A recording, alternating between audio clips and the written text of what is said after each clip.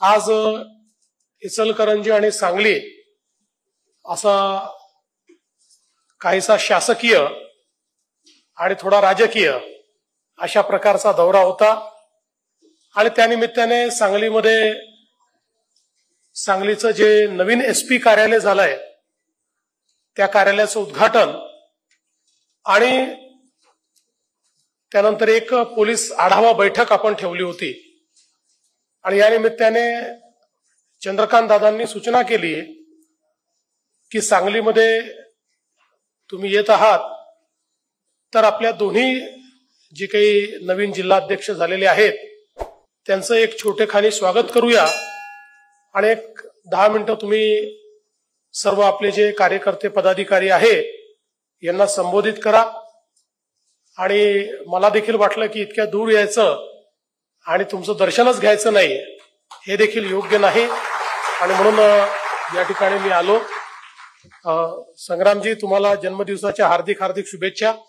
आणि मला असं वाटतं की आता आपले नवीन सरकार आल्यानंतर जवळपास 6 महिन्याचा कालावधी या ठिकाणी पूर्ण होतोय आणि या 6 महिन्याच्या कालावधीमध्ये आपण पहिल्यांदा एक 100 दिवसाचा कार्यक्रम दिला, ज्या कार्यक्रमातनं राज्यातली सगळी शासकीय कार्यालय जवळपास 12,000 कार्यालय ही ऍक्टिव्हेट होतील।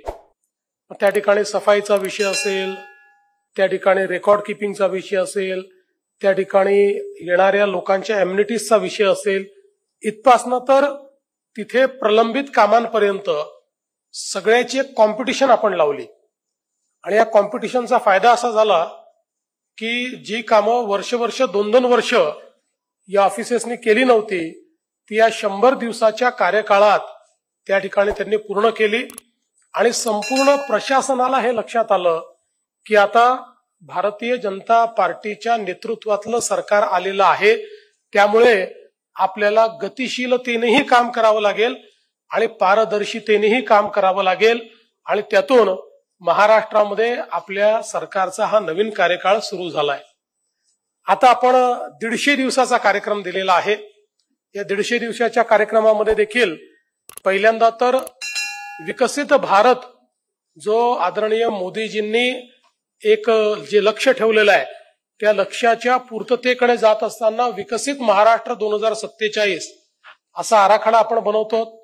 पण आता 2047चा आराखडा नुसता बनवून कसा चालेल, त्यामुळे त्याच्यामध्ये अजून 2 आराखडे आपण करतो। त्यातला पहिला टप्पा असेल 2029 आणि 2029चा जो आराखडा असेल त्याच्यामध्ये प्रत्येक विभागाला 2029 पर्यंतची त्यांची लक्ष्य ठरवावी लागतील, ते नेमकं काय करणार आहेत आणि प्रत्येक वर्षीची लक्ष्य देखील ठरवावी लागतील। म्हणजे 2025 संपल्यावर त्यांचं काय लक्ष्य असेल, 26 मध्ये काय असेल, 27 मध्ये काय असेल, कुठल्याही परिस्थितीमध्ये एक अकाउंटेबिलिटी प्रशासनामध्ये आली पाहिजे अशा प्रकारचा आपला प्रयत्न आहे। त्यामुळे पहिल्यांदा 2029 पर्यंतचं वार्षिक लक्ष्य ठरवून 2029चा आराखडा असेल, दुसरा 2035चा आराखडा असेल त्याच आराखड्याच्या अंतर्गत, कारण 2035 साली महाराष्ट्राला 75 वर्ष पूर्ण होतील, त्यावेळी आपला महाराष्ट्र कुठे असेल याचा आराखडा आपण तयार करतो आहोत आणि मग तिसरा अर्थातच विकसित महाराष्ट्राचा आराखडा आपण तयार करतो आहोत। आणि यासोबत आपण या सगळ्या विभागांना एक अजून टास्क दिलेली आहे ती म्हणजे ई गव्हर्नन्सची। आपला प्रयत्न असा आहे की सरकारच्या 100% सेवा या ऑनलाईन मिळाल्या पाहिजेत। कोणालाही कुठल्याही सेवेकरता कुठल्याही कार्यालयात जाण्याची आवश्यकताच पडू नये अशा प्रकारचं ई गव्हर्नन्स आणण्याचा आपला प्रयत्न आहे। आणि केवळ ऑनलाईन नाही तर आता आपण मेटासोबत करार केलाय, त्यामुळे सरकारच्या सगळ्या सेवा व्हॉट्सअपवर उपलब्ध झाल्या पाहिजेत अशा प्रकारचा आपला प्रयत्न आहे। म्हणजे एखादी सेवा जर घ्यायची असेल त्याचा अर्जही तुम्ही व्हॉट्सअपवर करू शकाल, त्याचे पैसे तुम्ही व्हॉट्सअपवर भरू शकाल आणि त्या सेवेचा लाभही तुम्ही व्हॉट्सअपच्या माध्यमातून घेऊ शकाल।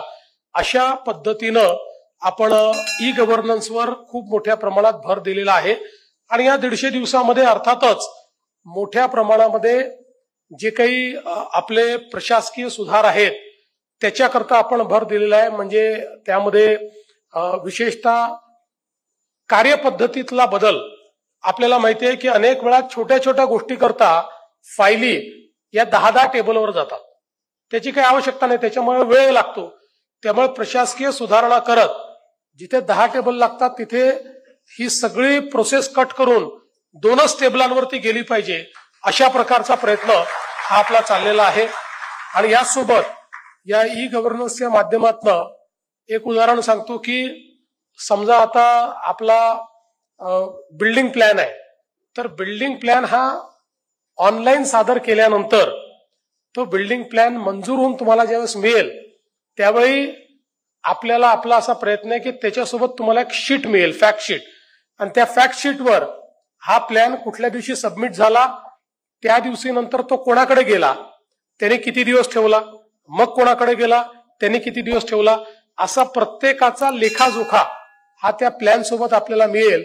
जेणेकरून कोणामुळे उशीर होतोय, झारीतला शुक्राचार्य कोण आहे, कोण अडवतोय, या सगळ्या गोष्टी या माध्यमातून बाहेर येतील. आणि मग या भीतीने की नंतर आपलं नाव हे ब्लॅक अँड व्हाईट मध्ये येते, मला असं वाटतं की थोडं वेगानं काम करण्याची लोकांमध्ये देखील एक पद्धती तयार होईल. अशा प्रकारच्या अनेक गोष्टी या 150 दिवसाच्या कार्यक्रमाच्या माध्यमातून आपण करतो. एकूणच आपला प्रयत्न असा आहे की इन्स्टिट्यूशन म्हणून आपल्याला सरकार बिल्टअप केलं पाहिजे. आपण 14 ते 19 ही सरकार चालवलं, खूप विकासाची कामं केली, मोठ्या प्रमाणात परिवर्तन केलं. पण आपल्या असं लक्षात आलं की आपण सरकारमधनं गेलो तर आलेल्याने सगळं ते पूर्णपणे डॅमेज केलं. उद्धवजींच्या सरकारमध्ये आपण पाहिलं, सगळं त्यांनी थांबवून टाकलं. त्यामुळे इन्स्टिट्यूशनच अशी बिल्ड केली पाहिजे की सरकार कुठलंही हो, आपलं राज्य मागे नाही गेलं पाहिजे, राज्य पुढेच गेलं पाहिजे. अशा पद्धतीनं एक इन्स्टिट्यूशन म्हणून आपण बिल्ड करण्याचा प्रयत्न या निमित्ताने करतोय. मला सांगताना आनंद वाटतो की आपल्या सगळ्यांना लक्षात आहे की 2018-19 मध्ये कोल्हापूर आणि सांगलीला महापूर आला होता आणि खूप नुकसान झालं होतं. त्यानंतर मी एक प्रयत्न केला की अशा प्रकारचा महापूर येऊ नये म्हणून काय करता येईल, कारण पाऊस तर होणारच आहे. आणि मोठ्या प्रमाणात जेव्हा आम्ही लिगसी डेटा बघितला तर असं लक्षात आलं की म्हणजे 19 पूर्वीचे जेवढे 20 वर्ष होते, या 20 वर्षातला एकही वर्ष असं नव्हतं की ज्या वर्षी अतिवृष्टी झालेली नाही. अगदी दुष्काळाच्याही काळामध्ये आपल्याकडे जो हा सगळा भाग आहे, या भागात अतिवृष्टीच झालेली आपल्याला पाहायला मिळाली. आणि म्हणूनच मग आपण हा निर्णय केला की जर एवढं पाणी असेल तर या पाण्याचं डायव्हर्जन केलं पाहिजे. आणि म्हणून मग आपण एक फ्लड डायव्हर्जन स्कीम ही 2019 साली तयार केली.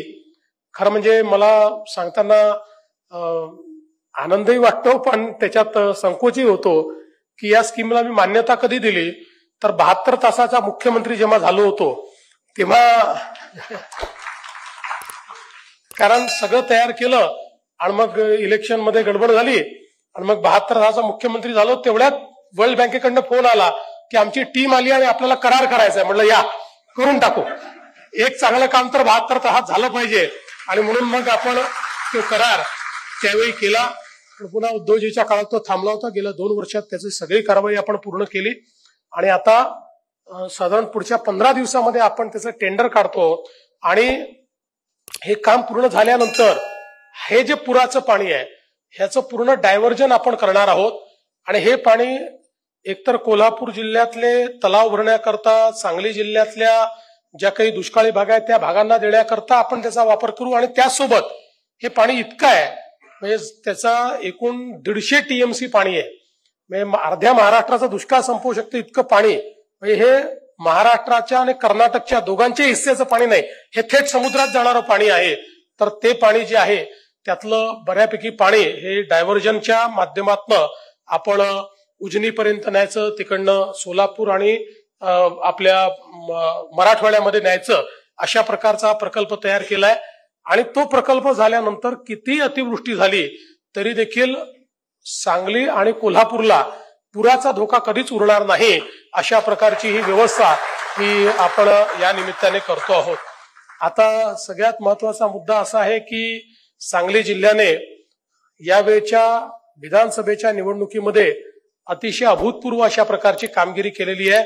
त्याबद्दल पहिल्यांदा तुमचं सगळ्यांचं अभिनंदन करतो की प्रचंड अशा प्रकारचं यश हे भारतीय जनता पक्षाला तुमच्या सगळ्यांच्या आशीर्वादानं मिळालेलं आहे.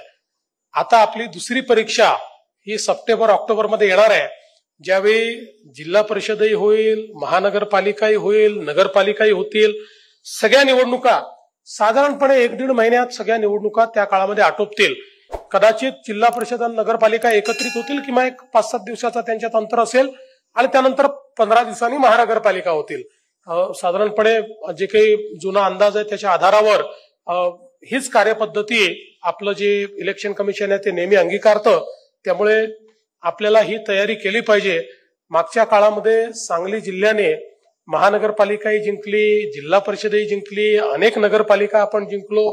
त्यामुळे तुम्हाला पैकी मार्क मिळवण्याचा एक सराव यापूर्वी देखील झालेला आहे. आणि मध्यंतरीच्या काळामध्ये निवडणुकाच न झाल्यामुळे काही अडचणी आपल्या झाल्या. ही गोष्ट खरी आहे की लोकसभेमध्ये आपल्याला पाहिजे ते यश मिळू शकलं नाही, पण आपल्याला सगळ्यांना माहिती आहे त्याची कारणं देखील आपल्याला माहिती आहे. त्यामुळे ती कारणं जाणून घेऊनच आपण विधानसभेची तयारी केली आणि तयारी केल्यावर आपण काय करू शकतो हे आपल्याला या ठिकाणी निश्चितपणे पाहायला मिळालेलं आहे. म्हणून माझी आपल्याला विनंती आहे की आता महानगरपालिका, जिल्हा परिषद आणि नगरपालिका, नगरपंचायती याच्या निवडणुकीची तयारी जोरात करायची आहे. पूर्ण ताकदीनं आपल्याला लढायचं आहे. सगळ्या स्थानिक स्वराज्य संस्था या आपल्याला निवडून आणायच्या आहेत. कारण सरकार तेव्हाच काम करू शकतं जेव्हा स्थानिक स्वराज्य संस्था ही त्याच्याशी अलाईन असते. नाहीतर मग ती अलाईन नसली तर दिलेला पैसा कुठे जातो हे लक्षात येत नाही. तिथे अजून ते 4 भानगडी करतात, त्यातनं अजून विकासाला कुठेतरी खीळ बसते. आणि म्हणून मला असं वाटतं की आपण सगळ्यांनी आता पुढच्या काळामध्ये थोडंसं पक्षाची नीट बांधणी करून बूथपर्यंतची रचना आपली एकदा ओव्हरहॉल करून निवडणुकीच्या मोडमध्ये येऊन या स्थानिक स्वराज्य संस्था जिंकल्या पाहिजेत. आणि मी तुम्हाला आश्वस्त करतो की तुम्ही स्थानिक स्वराज्य संस्था जिंकलात की त्यानंतर कुठल्याही परिस्थितीत जिथे जिथे तुम्ही जिंकाल त्या त्या ठिकाणी निधीची कुठली कमतरता मी पडू देणार नाही. मोठ्या प्रमाणात शासनाकडनं विकास कामं आपण त्या ठिकाणी करू आणि एक परिवर्तन घडवण्याचं काम आपण करू. खरं म्हणजे अनेक गोष्टी बोलायच्या आहेत, पण दिल्लीला नीती आयोगाची बैठक असल्यामुळे मला दिल्लीला वेळेत पोहोचणं हे देखील गरजेचं आहे. म्हणूनच आज सगळ्यांची भाषणं कट केली, नाहीतर सगळी नेते मंडळी वर बसलेली, काही समोर बसलेली, सगळेच भाषण देण्याला केपेबल आहेत. पण मी अशी विनंती केली आणि दादांना मी सांगितलं की तुम्ही उच्च आणि तंत्र शिक्षण मंत्री आहे, त्यामुळे तुमच्या तंत्राचा वापर करून मला लवकरात लवकर तिथनं कसं निघता येईल हा प्रयत्न करा. आणि दादांनी एकदम थेट माईक हातात घेऊन ते तंत्र वापरल्यामुळे मला आपल्याशी संवाद साधण्याची संधी मिळाली. मी त्याबद्दल आपल्या सगळ्यांचे आभार मानतो. पुन्हा पुढच्या वेळेस मी पुन्हा येईन असतंच आपलं. त्यामुळे मी जेव्हा पुन्हा येईन त्यावेळी मग अधिक आपण या ठिकाणी चर्चा करू. आपल्या सगळ्यांचं मनापासून अभिनंदन करतो. दोन्ही नूतन अध्यक्षांचं अभिनंदन करतो आणि माझं बोलणं संपवतो. धन्यवाद. जय हिंद, जय महाराष्ट्र.